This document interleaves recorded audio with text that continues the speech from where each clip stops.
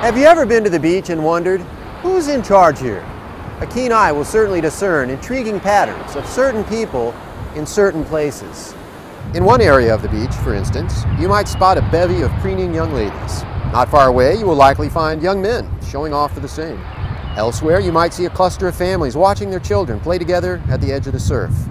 Pale tourists clog some stretches of sand, while others seem to attract only tanned locals. These many neighborhoods of like-minded beachgoers ebb and flow like the tide itself. Nobody plans them, yet they do not arise purely by chance. They result from human action, but not from human design. Social scientists call such organizations spontaneous orders. Once you learn to recognize them, you see spontaneous orders everywhere. From flocks of people, to flocks of birds, to prices in a free market, to the very language we speak. Spontaneous orders play an especially important role in classical liberal thought. Let's explore why. The notion of spontaneous orders first rose to prominence among the thinkers of the Scottish Enlightenment, including the economist Adam Smith.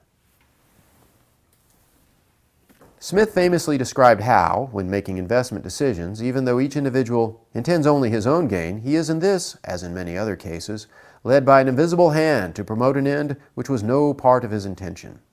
Nor is it always the worse for the society that it was no part of it. By pursuing his own interest, he frequently promotes that of the society more effectually than when he really intends to promote it. Among later thinkers in the classical liberal tradition, Nobel Prize-winning economist Friedrich Hayek especially emphasized the contrast between planned orders and spontaneous ones. And he emphasized that we must understand both if we're to understand social phenomena. Although there was a time when men believed that even language and morals had been invented by some genius of the past, everybody recognizes now that they are the outcome of a process of evolution, whose results nobody foresaw or designed. If indignant reformers still complain of the chaos of economic affairs, insinuating a complete absence of order, this is partly because they cannot conceive of an order which was not deliberately made.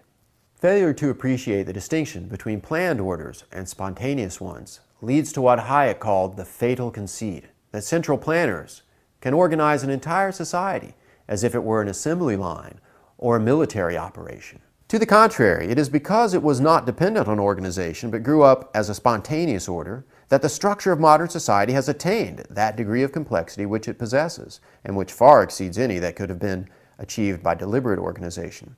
To maintain that we must deliberately plan modern society because it has become complex is therefore paradoxical and the result of a complete misunderstanding of these circumstances.